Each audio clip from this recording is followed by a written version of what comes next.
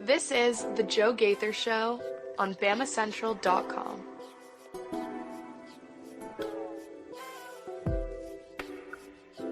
Good afternoon, Tuscaloosa, Internet World.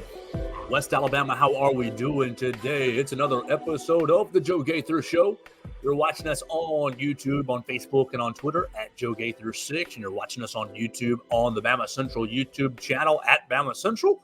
You can always find us on Spotify, Apple Podcasts, or Amazon, The Joe Gaither Show on Bama Central. We appreciate everybody who subscribed, rated, reviewed the show, shared it with a friend. We're having a lot of fun. We are getting close. I guess next month will be our year mark with Bama Central. I'm looking forward to that. I'm very thankful for that. All right, so let's get into today. It's been a really, really big weekend around Alabama athletics and the like, so we're going to talk about several different things. We left off on Friday by talking about the guys who went in the first round on Thursday night. That was J.C. Latham, that was Dallas Turner, and that was Terry and Arnold. Those three guys went to three places, and we'll leave that in the past. If you missed that conversation and you want to hear my thoughts on those three guys, you can look at Friday's episode on all the platforms that I just mentioned.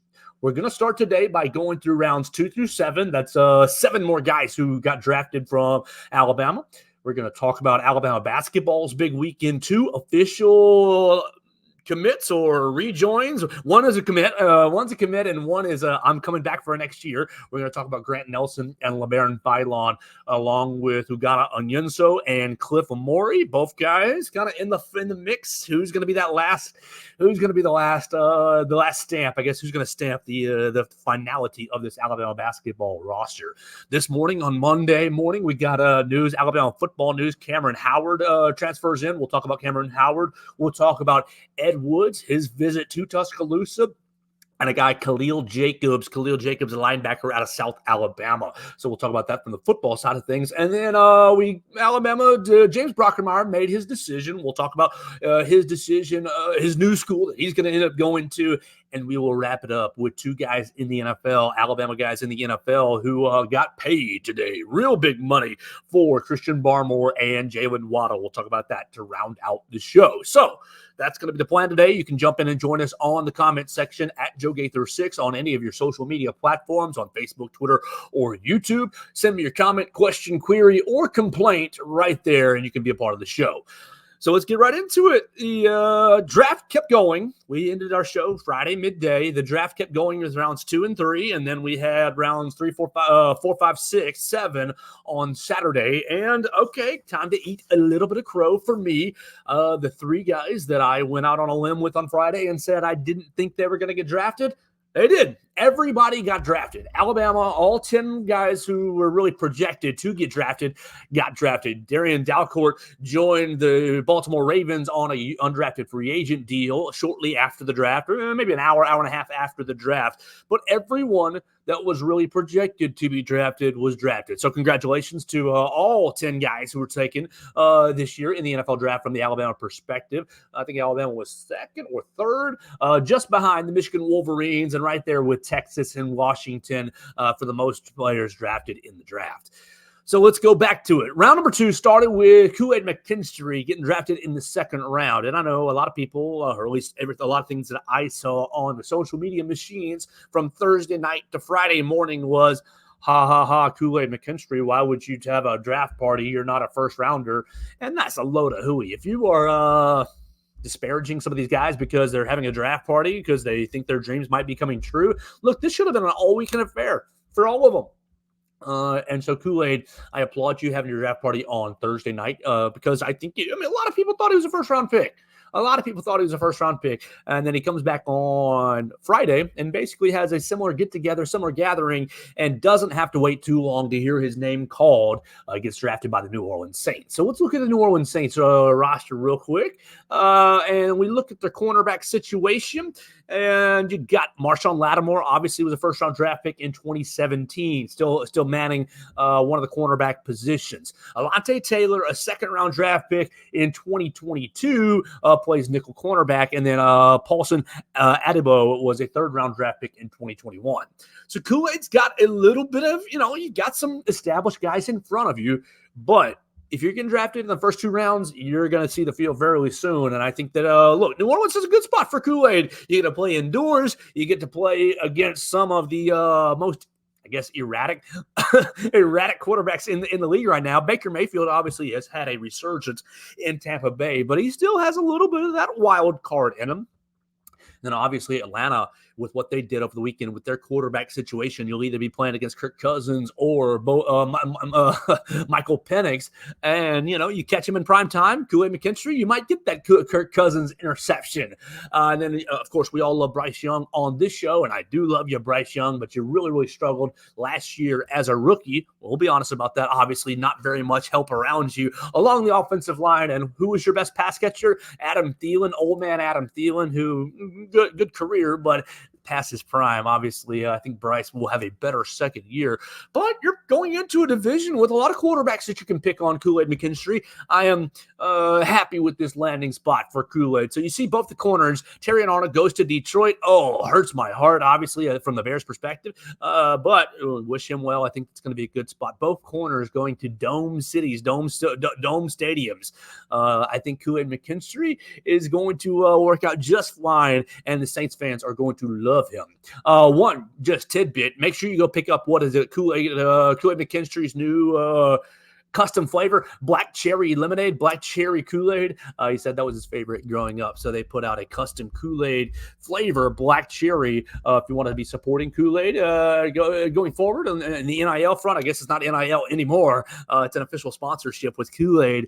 You can purchase yourself some of that black cherry flavor and support Kool-Aid McKinstry. All right, to Chris Braswell, moving on. Chris Braswell was the next guy taken in the second round. So Alabama had 2 second rounders taken by the Tampa Bay Bucks. Let's look at the Bucks depth chart. You're looking at Chris Braswell, and they haven't updated. Have they not updated? Right there. No, they have updated. Yeah. I'm looking at rlads.com. I love rlads for all my depth charts and all my roster kind of breakdowns, both college and professional. But you look at Chris Braswell, and you look at what really the Tampa Bay Bucks are doing in their kind of 3-4 scheme. You got Yaya Diaby, was a 3rd-round pick, a right outside linebacker. That's kind of going to be his main.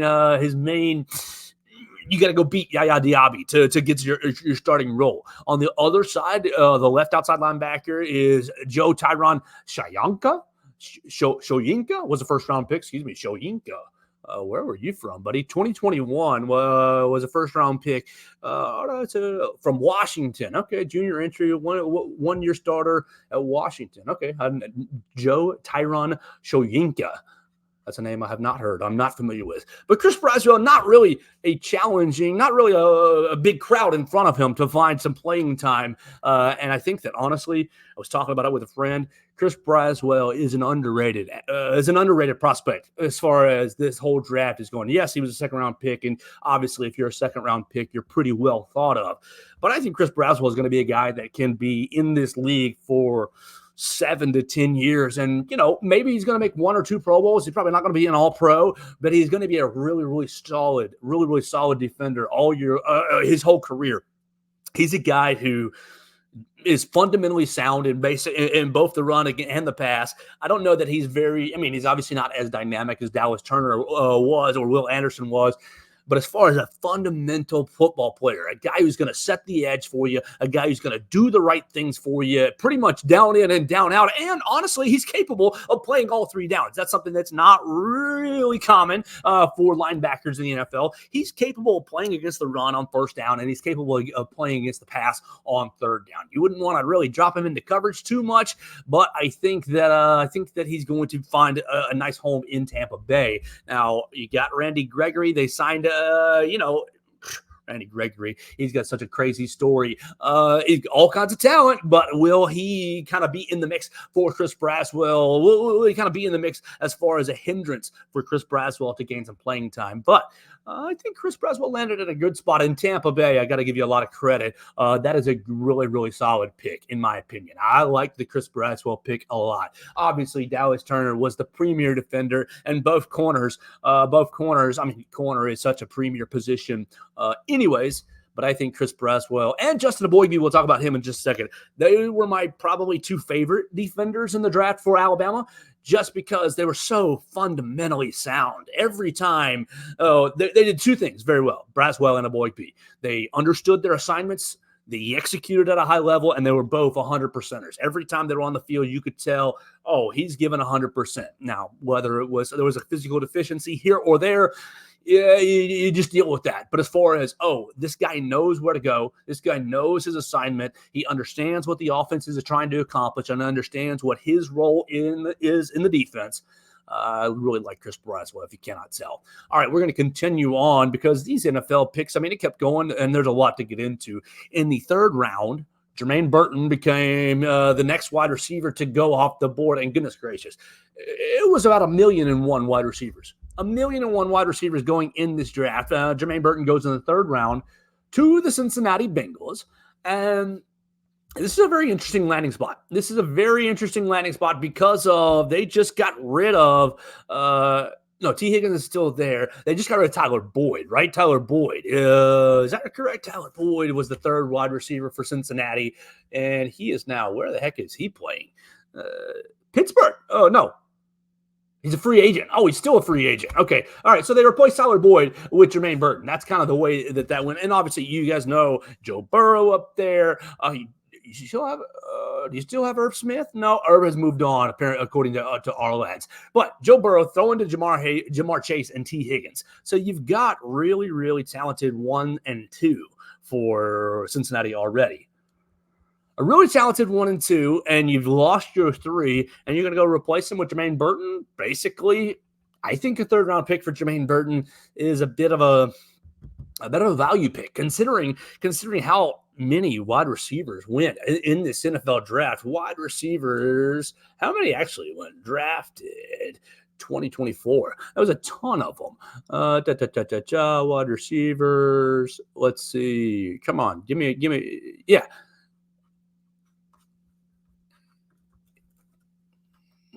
Boom, boom, boom, boom, boom. Picks by position. Thank you very much. Oh my gosh. Wide receivers. How many are there?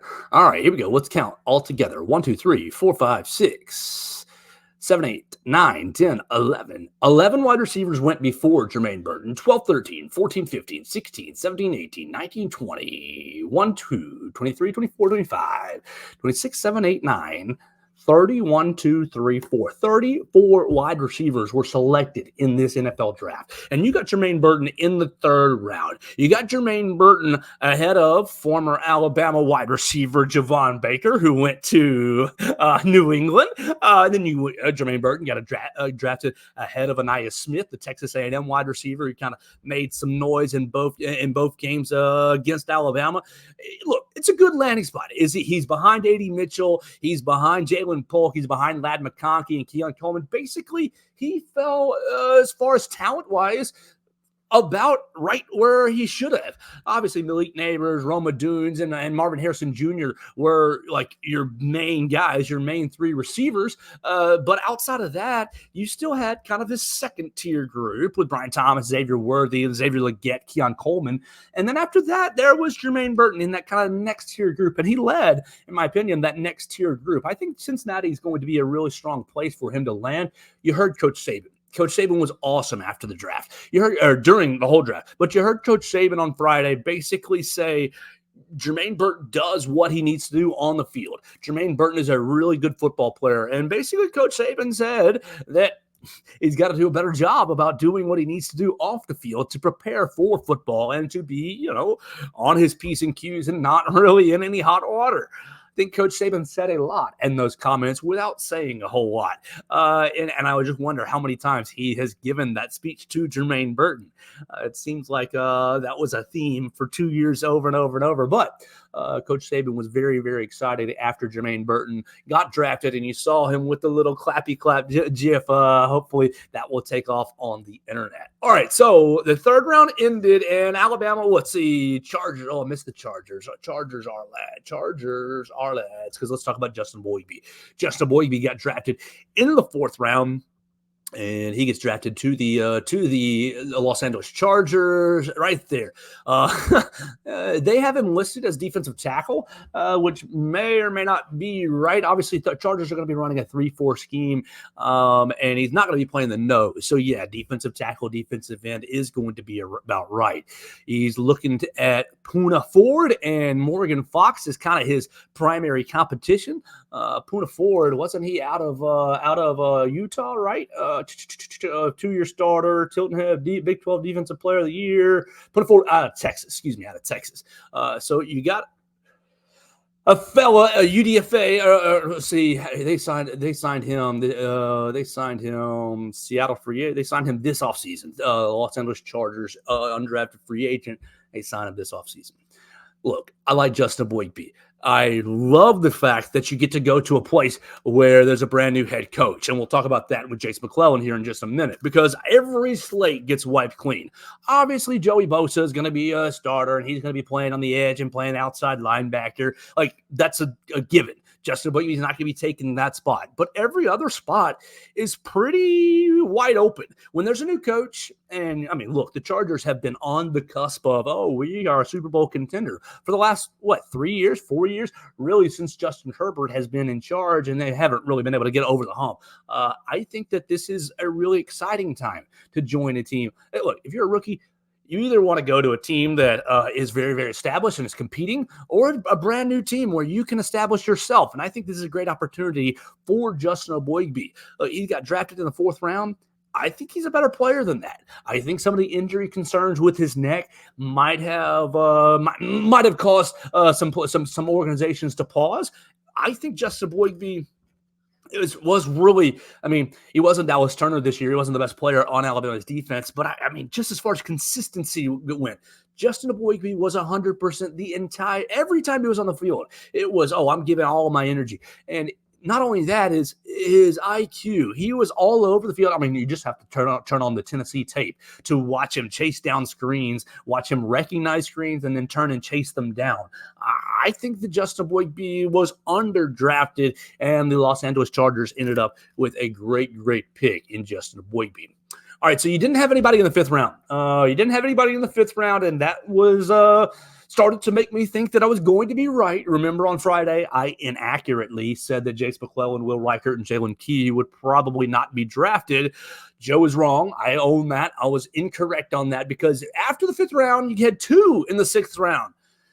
Jace McClellan surprised me, definitely surprised me in a good way. I'd love to be surprised in a good way. Jace McClellan was drafted in the 6th round by your Atlanta Falcons. Maybe they're your Atlanta Falcons. They're not my Atlanta Falcons.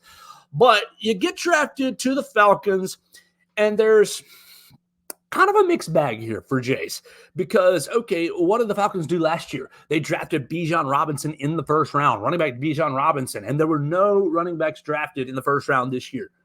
So Bijan, obviously a special player. He's your lead running back here in Atlanta. They have Tyler Algier, who, wasn't superstar running back, but carried the load for him before Bijan was there. And when Bijan gets hurt, he's a good little running back. So Tyler Algier, Bijan Robinson, kind of Bijan first. Bijan and Algier 1 and 2. You look at the rest of the backfield, you see a guy named Avery Williams and Carlos Washington. You slide in Jace McClellan. And really, if you're Jace, you just got to end up being the 3rd back, I think. You want to make this team, you want to make this roster, you got to be the 3rd back. You're going to keep 4 running backs on the team, maybe 3, maybe just 3, but you're at least going to keep 4.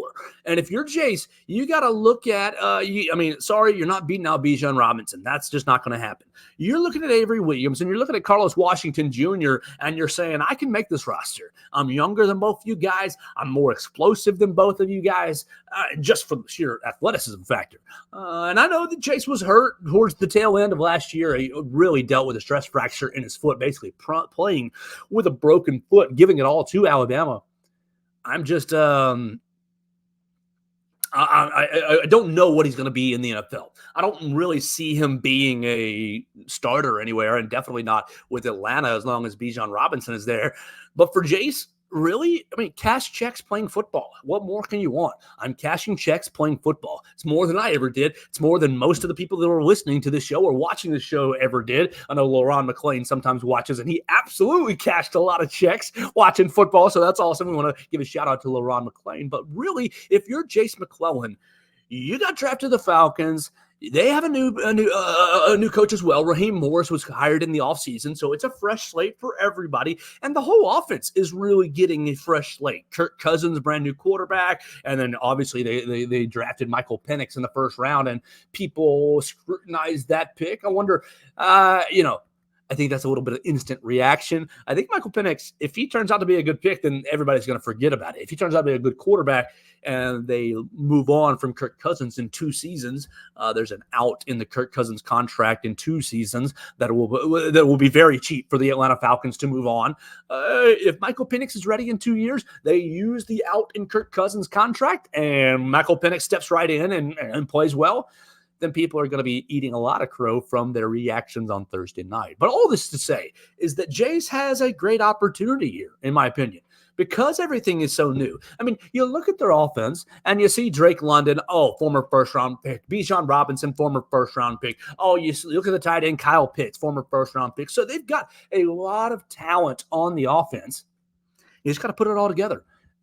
You look at their offensive line, Caleb McGarry, first-round pick, Chris Lindstrom, former first-round pick, Jake Matthews, former first-round pick. They're loaded all over the board along the offense. But it's just really going to be up to Jace, and really Jace's goal, in my opinion, should just be to be the third running back. If Bijan goes down or Tyler Algier goes down, then Jace needs to be ready to move right into that rotation. And I frankly think he can. I think he can. You look at the Falcons roster, you look at the rest of the running backs. I mean, look, I'm not going to put him up against Bijan as the number 1 running back. Come on, I'm not that foolish. I think he's in the Tyler Algier kind of ballpark. He's got the same sort of. Now Algier is much more of a bruiser than Jace McClellan, but he's, talent-wise, skill-wise, they're about the same. Different kind of backs, but about the same. I think Jace is better than Avery Williams and Carlos Washington Jr., so I think he can make this roster. And for Jace, what a weekend. What a great weekend. Almost going on. You go to 3 hours away from Tuscaloosa, and you're going to go to a fan base that has a lot of built-in fans for you already, and you go from, maybe I'm not even drafted, maybe I'm a 7th-round pick, to getting that call a round earlier. I'm happy for Jace McClellan. All right, we keep it rolling. In the 6th round, Will Reichert got drafted. And Will Reichert's draft pick is significant, not because he went to the Minnesota Vikings and I'll see him in my division for two times a year, but because of what it did for Nick Saban. Will Reichert's draft pick basically concluded the all 22 for Nick Saban. Well, all 24. You've had a quarterback drafted, you've had running backs drafted, you've had umpteen wide receivers and umpteen cornerbacks and safeties and linebackers and defensive linemen. You've had everybody drafted. You even had J.K. Scott drafted. J.K. Scott drafted by the Green Bay Packers several years ago. So, boom, you had a punter drafted. You had every position drafted in your college tenure except for kicker. And Will Reichert ended that on this Saturday. So Nick Saban, with his final draft class, sees at least one player in every single position at Alabama got drafted. Now, multiple people got drafted in the traditional positions, but only one punter and only one kicker. And thus it rounds out Nick Saban's, I got everyone drafted in every single position. Now, Will Reichert, Minnesota. You think about Minnesota, and they've had an interesting run of kickers. Minnesota Vikings kickers. They've had a lot of kickers in the last couple of years. Blair Walsh was a kicker. Dan Bailey was with them for a little bit of time. Oh, my gosh. Kai Forbath was with them for a little bit of time. So Will Reichert goes to a place that has not a great kicking, not a great kicking history. They signed John Parker Romo in the offseason. They didn't re-sign Greg Joseph. But you go to a place in Minnesota, Will Reichert, you're going to kick in a dome. Home games are kicking in a dome. Great for you. Now, I wonder about your leg. Honestly, that was the biggest issue with Will Reichert was the leg strength. I wonder about his leg in places like Green Bay, in places like Chicago, where you're going to play at least once a year. It's only one game for each place, but at least once a year. Then, Will, if you end up playing, games in Buffalo, this, that, or the other, there's going to be some bad weather environments. But for Will Reichert, this is a really, really positive landing spot, in my opinion. Look, I think all these guys, now, I don't really want to be the, Mr. Cheery, positive guy, but there's not really anything for me to criticize other than my own personal, this guy went to my rival. There's nothing for me to criticize. The Vikings needed a kicker. They signed a kicker from the UFL, XFL in the offseason. So Will's not going to just walk into the starting job, because that's kind of the way the kickers go. Kicking, it's kind of a constant competition, always bringing in guys to push the starter just a little bit.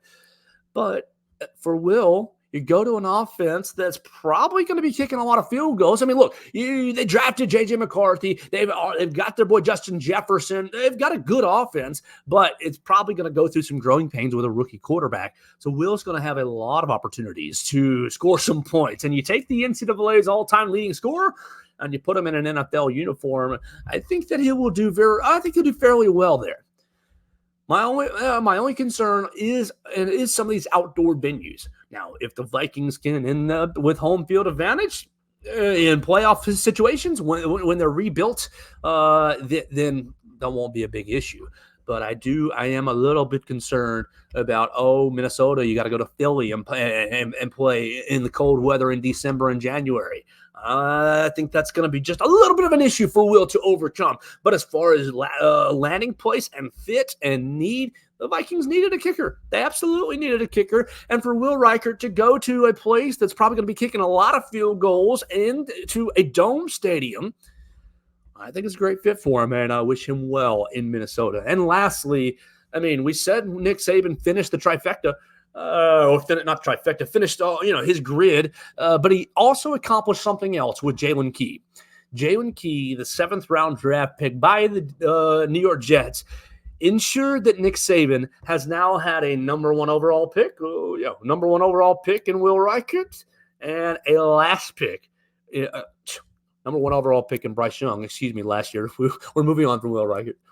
And a last pick, a final pick in Jalen Key. Jalen Key goes to the New York Jets. And the New York Jets, you look through their depth chart, he's going to have a challenging time making the roster, in my opinion. No, doesn't mean he can't. No, he absolutely can. You draft a guy, you're going to give him a little bit of special treatment. That's kind of the way that works. But you look through the New York Jets secondary. They got Chuck Clark. They signed from Baltimore. They got Ashton Davis, a 3rd-round pick from 2020. Those are 2 guys he's going to have to overcome. Maybe he can find a place if strong safety is more his speed. Tony Adams was acquired in 2022, and Jarek Bernard Converse was a 6th-round pick in 2023. You think about his kind of fit. Look, I think Jalen Key can play in this league. I think Jalen Key can play strong safety and be a run stuffer. I'll worry about him a little bit as speed gets down the field, depth down the field, the route tree goes vertical down the field. But if you play him in the box, I think that he will excel. Now, the Jets defense has been fairly good over the last couple of years. Now, it was a brighter spot last year when Aaron Rodgers got hurt. Aaron Rodgers is now back. They signed his son, Riddick, and they signed Javon Kinlaw. So they're loading up on the defensive side of the football. We'll see if Jalen Key can make the roster. It's good for him that he was drafted, because that's a little incentive for the general manager to keep him around. But I do think that he's going to be on that fringe of the 53. Right now, basically all the rosters are expanded to 90. And so that opens up a lot of opportunities for a lot more people like Darian Dalcourt, who signed an undrafted free agent deal with the Baltimore Ravens. They're going to go through the rookie minicamp, and the minicamp, and they're going to go through rookie training camp and the regular training camp, tail end of July, and they'll start preseason and the rosters will get cut down to 53. And so for Darian Dalcourt, I don't know that he's going to end up making the roster, but it's a great thing to go to camp. It's a great thing to compete at camp, and I think that that's going to be very beneficial for Darian Dalcourt's football future, whether that's in the NFL or whether that's in the UFL or somewhere else. I think that going to an NFL camp, getting an NFL camp invite, and ideally staying healthy through these 4 or 5 weeks or so that is the camp, performing fairly well, even if you get cut. You got to leave with a strong reputation. Oh, this guy played well. We just didn't have a roster spot. He was healthy. He gave us all. It just didn't work out. And maybe Darian Dalcourt can do that and land himself somewhere else after training camp. So there's everybody who got drafted. You had 10 guys get drafted, and then 11th with Darian Dalcourt go undrafted free agent. And so I'm nobody, and I'm surprised because that's it usually doesn't work out this way, but nobody went to a situation where I thought, ooh, that's a bad spot for him. Ooh, he's not going to work out very well there. Ooh, he doesn't have an opportunity to get onto the field. No, I think that all 10 of the Alabama guys have an opportunity to get onto the field. It's going to be harder for Jace McClellan and Jalen Key. It will be. But I do think that McClellan has a very clear path to making the Falcons roster. And I think that Jalen Key, with a little bit of luck, can make the Jets roster as well. So you wish everybody well. We'll keep up with these guys in the NFL as they continue their careers. But really, Nick Saban, it was a great weekend to close out the Nick Saban era, really. The last little, in my opinion, event that had Nick Saban stamp all over it. Now Nick Saban fully on the ESPN team, basically saying, oh, I'm happy to be a part of a team again. After, to different reporters after the draft weekend concluded. It was a fun draft weekend. I'm excited from a Bears perspective, just for my Bears. I hope you are excited for your team. I'm excited really for all 10 of these draft picks. I think they all landed in pretty good spots. I mean, obviously, nothing's ever going to be perfect, but I think that these guys landed in good spots that if they, take the lessons that they've learned here at the capstone and apply them to their professional football futures, I think that they all can really turn out to have successful careers and continue to cash checks playing football. All right, let's keep this bad boy rolling with more weekend news. 2 pieces. One happened on Saturday and one happened today. This is going to shift to basketball. We're going to shift focus to basketball. LeBaron Philon, you guys all heard about it over the weekend. LeBaron Philon, oh my gosh, let me out of my letter of intent. Let me out of my letter of intent to Kansas, and Kansas does so. LeBaron Philon visits Tuscaloosa and commits to Tuscaloosa. LeBaron Philon was the number 1 overall player in the state of Alabama before he transferred to Link Academy in Missouri. He's a 4-star player. He's a point guard, a ball dominant guard, and I'm excited. Nate Oates, you're a bad man. You're a bad man. In all the best ways. Because look, you thought, for a long time, LeBaron Philon, I'm going to Auburn. I'm going to Ole Miss. I'm not going to either school. I'm going to Kansas. And basically fell off the radar. Fell off the recruiting radar. I'm going to Kansas. And then, of course, the Rylan Griffin stuff kind of manifests and kind of accelerates. And Rylan Griffin transfers out and goes to Kansas. And was it a trade? No, it's not a trade. Bill Self and Nate Oates weren't on the phone. Well, I'll take Rylan Griffin and I'll give you LeBaron Philon. No. But it sure seems like it a little bit. LeBaron Philon asked out of his letter of intent with Kansas and essentially is now on his way to Tuscaloosa.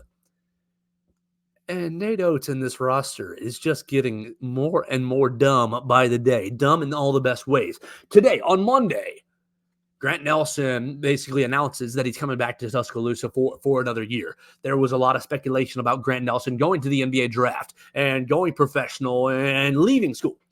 But Saturday night's NBA draft deadline came and went, and Grant Nelson did not submit his name into the draft. And I don't know how much NIL was at play here, but I think a decent amount. But really, from a basketball standpoint, it is just, oh my gosh, absolutely dumb what this roster is about to be. Let's look at it. Let me pull up my roster tracker. Where am I at right there on my notes app? Right there. Boom. Here we go, 1 through 13 right now. Now, it's still going to change, and it's subject to change. But 1 through 13 right now, You got 4 guys out of high school: Aiden Sherrill, Darian Reed, Nas Cunningham, and LeBaron Philon. That's good enough for the number 2 recruiting class in the country. Yeah, that's Alabama basketball with the number 2 recruiting class in the country. Not football, but basketball. And you look at the transfers in, and you got Houston Millette, Chris Youngblood, and Aiden Holloway. Boom, the 3 transfers in. Houston Millette, great shooter, one of the best pull-up shooters in the country last year. Aiden Holloway, former 5-star McDonald's All-American. And Chris Youngblood shot 40+% from 3 down at USF. So you get 3 really dangerous transfers. Okay, you keep rolling. Jaron Stevenson, you're still growing him, and you liked what you saw out of him as a 17-year-old kid. You got Latrell Wrightsell back, your best shooter from last year. Grant Nelson declares he's coming back, and you got Mohamed Diabate and Mo Wagi. Who's left? What's 13? It's Mark Sears. Mark Sears is number 13, and I think Mark Sears, he's going to stretch his decision out all the way until, 10 days before the NBA draft is the deadline, I believe. It's mid-June. So you got to wait on Mark Sears. But that's your 13 right now. And that is a dumb roster. That roster is extremely talented. That roster is unfair how talented it is. And let's talk about it a little bit further. In town this weekend is Cliff Amari, the transfer from Rutgers. 6'11", 240 pounds, averages 11 points, something like 8-9 rebounds a game, handful of blocks a game as well. This man is the rim protector that Alabama needs. You bring Cliff Amari in, and I'm sorry, you shuffle somebody to the transfer portal, probably Mohamed Wagi or Diabate, unfortunately. But you shuffle somebody to the transfer portal, and boom, you have your big, and your guards are Mark Sears, LeBaron Philon, and Aiden Holloway as kind of your primary ball-dominant guards. You got Latrell Wrightsell and Chris Youngblood and Houston Millette as kind of your 2s and 3s. You catch your man, Jaron Stevenson and Grant Nelson as your 4s, and with Cliff Amari, Aiden Sherrill, and maybe Mohamed Wagi as your 5. Like, this roster would be so dumb. It would be I say unfair, but maybe it's not. I know, obviously, this creates expectations around the program, but let's be honest. I think the expectations are there really since the Final Four run. And look, if I know Alabama fans like I think I do, the expectations aren't going to go away. It's, hey, you guys got to get back to the Final Four, and ASAP. You guys got to stay in contention for these SEC titles, both regular season and tournament titles. You got to get over the hump and win that national title. The expectation, the bar has been raised here at the capstone. And I think that Nate Oates has really, really responded to that bar. I think he knows how close this team was. You have a Charles Bediako. Do you beat UConn? I don't know. UConn was incredible. They were very, very, very good. And I don't want to take any of their flowers away from them. But if you had a center on this team, a Charles Bediako on this team, then I think that game, I mean, what was it? It was still a tie game with 12 minutes left. I think that Alabama takes UConn all the way down to the wire with Bediako. So you pivot and you say, hey, this is how close we were. Let me go get Mark Sears back. Let me talk an elite rim protector in Cliff Amari. Now, look, you might have woken up to the same news that I woke up to today, that Ugano Onyenso was crystal ball to Alabama. And if you've listened to the show any length of time when Kentucky gets brought up, I love Ugano Onyenso. I cannot express my affinity for Ugano Onyenso enough because, look, while Antonio Reeves and Reed Shepard were really, really good and Rob Dillingham, great shooter, Ugano Onyenso was, and even to some degree, Zvonimir Ivisic, Big Z, was a little bit this. But Ugano Onyenso was so much more athletic than Ivisic. So much more. Oh, yeah, Ivisic was super tall. He's 7 foot and change, and he's got his arm way up and can't get over him. Yeah. And Ivisic had a better shot and was a better offensive player than Ugano Onyenso. But Onyenso, it was the defensive player that fit the Alabama need the most, really, honestly. You could take Zvonimir Ivisic, and obviously he's transferred to Arkansas, so that's off the table. But it's just hypothetically, if you could have got Ivisic, and you would have had a fine defender, but not near as athletic, not near as swift of foot, as fleet of foot. Onyenso, his feet are so light for such a big man that his agility is all over the place. His length is all over the place. I think that if you don't end up getting Clifford Amore, Ugano Onyenso is an excellent consolation prize. I don't even see it as a consolation prize. I maybe selfishly, and maybe it is biased. Maybe it is biased because I watched more Kentucky than I watched Rutgers this year. That's the truth. I did watch more Kentucky than Rutgers. But every time I saw Ugano Onyenso on the floor, I just thought, that's a defensive monster. That's not necessarily Ben Wallace type, but kind of a Ben Wallace type. Obviously, offensively challenged. He is offensively challenged. But as far as instinct, rebounding, shot blocking, is incredible in my opinion. And I believe a little more coaching. I mean, come on, we've talked about John Calipari's coaching and really his development of talent or lack thereof. I think Ugano Onyenso comes to Tuscaloosa, if he does come to Tuscaloosa, and raises his game 10% over the course of the year. I think this staff is that good. I think this staff, look what they've done really consistently. Every player who's come through the NATO system is better when they leave. You can argue, oh, he wasn't good enough to play, or that fellow, whatever. Doesn't matter.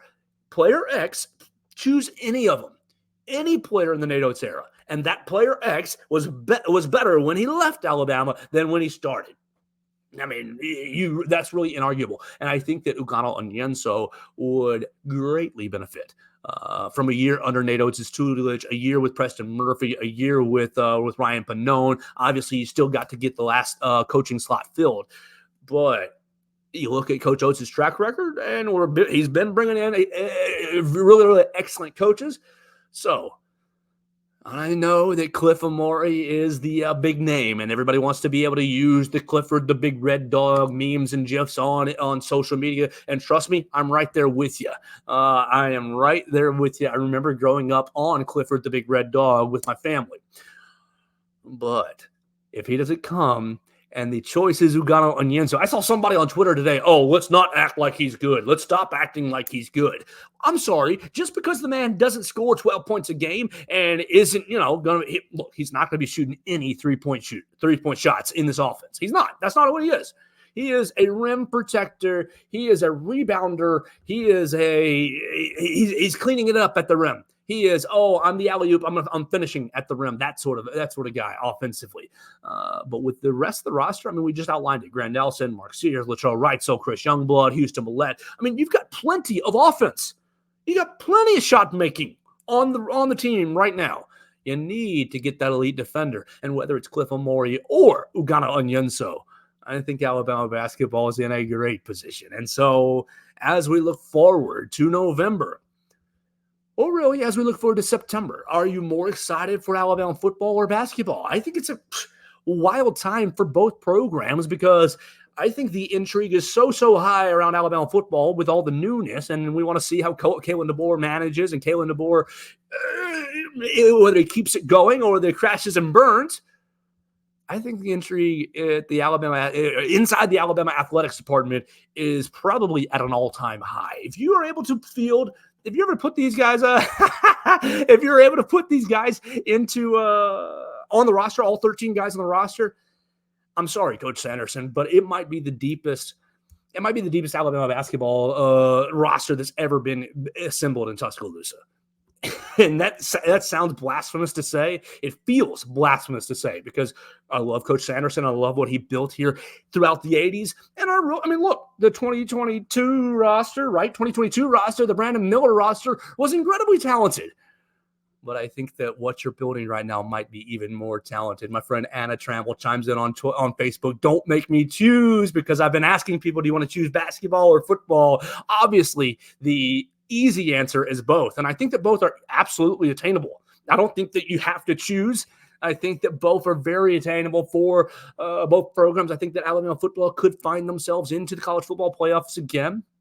And I do think that Alabama basketball could is setting itself up for another deep run. So you as a fan, I don't think you have to choose, but I like making you take the hard choice and seeing what people say. If you want to chime in on football or basketball, you can find me on the Twitter machine at Joe Gaither 6. I got myself a little poll up right there. You can chime in. The question is, would you rather watch Alabama football in Atlanta at the college football playoff finals, or would you rather watch Alabama basketball in San Antonio at the Final Four? Right now, I got 184 votes, and 57% say Alabama football in the CFP finals in Atlanta.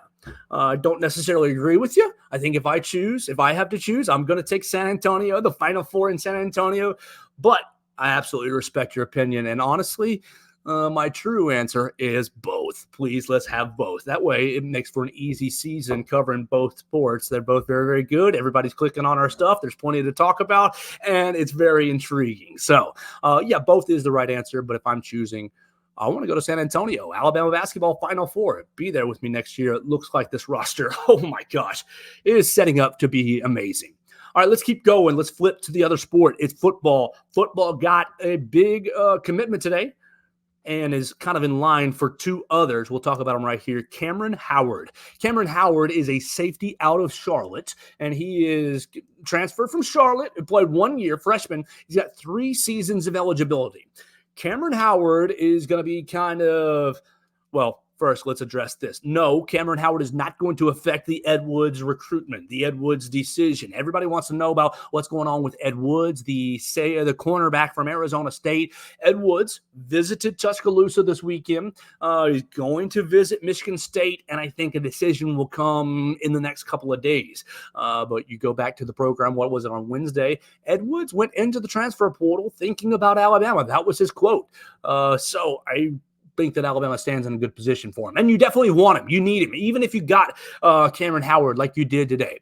You got Cameron Howard today, and he fills a little bit of a need in the back end of the secondary. He's not really going to be safety type, perhaps. He's going to be a little bit more of this is not going to be a corner, perhaps. Getting all my words a little jumbled. He's not going to be playing corner as much as he is safety. But it's a 4-2-5 defense. There's 5 guys in the back end. His fit is more this husky, the old star, the nickel corner, really. The kind of, he's either a nickel corner or he's a star or he's a third linebacker type run filler. Yeah, that's what he's going to end up being for Alabama. And Alabama needs more depth there. You look at the roster. I mean, look, it's easy to say Malachi Moore, and yay, we're set with Malachi Moore. And you are. 5th-year super senior. He's going to keep the back end in line. He's going to have the back end basically set. And you remember Coach Saban last year talking about Malachi Moore basically being the one who the one who directs the defense. He said, Malachi communicates to everybody. He's the best communicator on the team. He gets the defense set. And he's going to do that again this year with the new regime. But you look at the back end, and it is so inexperienced.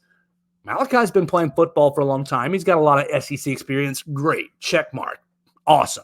The rest of the secondary is a bunch of questions, talented question marks. But Keon Sabb comes from Michigan. And, yeah, he's got collegiate experience as well. But I'll be a little bit biased and say that the SEC is a little different than the Big Ten. And he's basically in line to be a full-time starter, whereas at Michigan, he was kind of a rotational piece, not a full-time starter. Okay, so you're comfortable with Malachi Moore and Keon Sabb back there, but the rest of the defense, Devontae Smith got a lot of hype last year, but got hurt. Nick Saban loved him, got hurt, didn't really see much of him. Tony Mitchell got a lot of hype last year, got in trouble with spring break, never really saw him last year. You've got a lot of question. Red Morgan, incoming freshman. A lot of hype through the spring. They said he hit people real hard. They said he was in the right position as a freshman. But these guys don't have any real college experience. And now, look, does that mean they're bad? No. But there is no substitute for experience. None. And so you bring in Cameron Howard and you say, okay, this guy's played. Yes, it's 12 games at Charlotte. It's not in the SEC. What is their conference even? Charlotte Conference. What is their conference? The 49ers they're in the same conference with Temple. Is that the A10? The AAC. Oh my gosh. Where have I been? When did they get into the American Conference? All right, great. So it's not as bad as I originally pictured. Uh, but it's more experience than sitting on the bench. It's more experience than the practice field over here on Bryant Drive. I'll tell you that. So it's a good kid for Cameron Howard, or for Alabama football. You still want to secure Ed Woods, cornerback at Arizona State, because of what we just outlined. The corners are even worse as far as experience was. Now, talented, 5 stars all over the place. Damani Jackson, 5-star. Jaleel Hurley, I think, was a 5-star as well, 4 or 5-star. But I know Jalen Mbakwe, I know Zay Mincy was, and I know Xavier Brown was. So you've got highly rated, highly considered guys in the corner rooms, but only Damani Jackson has college snaps. So you really, really, really want to go all in on Ed Woods. I mean, at the moment, he seems like the prime target. He was here over the weekend, and I think that really you bring him in, and it just gives a sense of security in the cornerback room. Maybe he doesn't play over Xavier Brown. Maybe he doesn't play over Zay Mincy or Jaleel Hurley or Jalen Mbakwe. But maybe he does. Maybe he plays over them and gives those 3 freshmen a little bit of a chance to see a college game from the sidelines. And even if it's a rotational system where, okay, Ed Woods, you're in first series or 2, boom, Jalen Mbakwe in first series or 2, Zay Mincy, Xavier Brown. Look, the fact that you can slowly feed these freshmen, baby bites of college football, I think would be the best way. I mean, corner is so hard. Corner is one of the hardest positions on the field. You talk about tackle, it is absolutely, but corner, in my opinion, is up there top 3 hardest positions to play. So you want to slowly feed these freshmen experience. And if Ed Woods comes, you can do that. If he doesn't come, then those guys are full bore, wide open. You just got to eat, man, and eat as best you can. Chew and swallow, and let's see how well you can do. So Ed Woods came over the weekend. He's still in consideration, but he's on his way up to Michigan State. We'll keep it going. Khalil Jacobs is a South Alabama linebacker who goes into the transfer portal. Khalil Jacobs. Let's make sure we get some things right about Mr. Khalil Jacobs. Now, he's played in 11 games last year. Played 4 tackles, season high, 2 tackles against Old Dominion. That was as a freshman. That was in 2022. That's not what I want to see. I want to see 2023. Yeah. Played in 13 games last year. But in 13 games, made 56 tackles, 8.5 for a loss, 3 sacks, had 1 interception, and 3 forced fumbles. Khalil Jacobs has gone into the transfer portal. And look, you remember, he went into the transfer portal in the winter window and then withdrew his name. In the winter window, he was highly connected to Alabama. And then he withdrew his name and went back to South Alabama. I don't know about you, but when I watched 8A, I saw one major need for Alabama football. You look across the board, they got quarterbacks, they got running backs, they got receivers. Everybody's adequate. Everybody, you can win with them. You can play with them. You can, play top-level football and roll the dice and see if you win or lose. But Alabama has a big hole at its 3rd inside linebacker position. And you look, you talk, Joe, that's not a big deal. That's no problem. That's not an important position. You're right. It's not an important position. It barely ever gets on the field. But what happens when Deontay Lawson or Jihad Campbell get hurt? Those 2 guys are the ones. Those 2 guys are on the field. You got your 2 inside linebackers. They're starting. What happens when one goes down? You need the 3rd inside linebacker. Last year it was Tresman Marshall. Is it Khalil Jacobs this year? Look, you looked at what happened at 8A. Yeah, Justin Jefferson looked undersized, frankly, got pushed around in the running game. You looked at Jeremiah Alexander, looked like a fish out of water at the 2nd inside linebacker position. I'm sorry, but he did. And I liked what I saw out of Justin Okoronkwo, but the kid is a freshman from Germany who's never played real high-level football. So do you want to depend on Justin Okoronkwo? Maybe. He's an athletic freak. He looks the part. But again, going back to very inexperienced, no real college experience. You want to slow play his integration into college football, I think. So Khalil Jacobs becomes a big target for Alabama. I think you really need to address that 3rd inside linebacker position because while I love Deontay Lawson and I do love Jihad Campbell, I think both those guys are studs on the inside. You look at the track record last year. At any given time last year, one of them was hurt. And really, I don't think Deontay Lawson was ever really 100% after his initial injury. I think he kind of just battled through it. So it is a huge position of need, I think. And I think the hole at inside linebacker, the third inside linebacker, really enabled the Alabama offense to look so good during A-Day. You think about, oh, man, the offense looks good, the defense. Well, Jahad Campbell didn't play. You saw Justin Jefferson basically serve as that second inside linebacker, and you saw how ugly it looked. So do you want to go into the season that way? Let's say Jahad Campbell rolls his ankle of week 1 against Western Kentucky. You want to go up to Wisconsin with Justin Jefferson as your second starter? I don't think I do. Maybe you do, but I don't think I do. So Khalil Jacobs becomes a very important piece for this Crimson Tide, for the coaching staff to kind of go after. One more note on Cameron Hayward. I missed this. Cameron Hayward already has a tie. The safety from Charlotte, who committed to Alabama today, already has a tie to this Alabama coaching staff because he was recruited by Mo Linguist. Mo Linguist, when he was at Buffalo, was trying to get him to commit, trying to get him to come to Buffalo, but ultimately he went to Charlotte instead. So he's already got a little bit of a connection with the coaching staff that way. That's part of the reason why he was so quick to go to the portal and then come to Alabama. Then let's finish this up. We'll stay on football, but we got 3 guys, one who's no longer part of the program, and 2 who aren't a part of the program but will always be in the family. James Brockermeyer made his decision over the weekend. We kind of hit on it when he went into the transfer portal. TCU was the obvious choice. I thought it was either TCU, SMU, or maybe even Texas, but he ends up going to TCU. And on one hand, I think it's a little shady, but on the other hand, I just tip my cap to him and applaud him because James Brockermeyer is really beholden to James Brockermeyer. While you do want him to be loyal to Alabama just because of the last couple of years, he's really only loyal to James Brockermeyer, and that's okay because Alabama's only loyal to Alabama. Let's be honest about it. James Brockermeyer started at center through the spring, mostly because Parker Brailsford was dealing with personal issues. I think that James Brockermeyer saw the writing on the wall that once Parker deals with his personal issues, gets some things worked out, and returns to the team, I'm going to go back to center number 2. And James Brockermeyer said, I don't want to do that. I want to be a starter somewhere. I've worked hard. I want to be a starter somewhere. And I think Brockermeyer put on good tape during A-Day and during the spring and got good reviews from his coaches and landed himself a starting role. You can't be mad at that. You can't be mad at a guy who goes somewhere and starts. I think that you see a lot of people, oh, you didn't want to compete. Weren't you starting? Were you afraid of Parker Brailsford? I don't think fear had anything to do with it.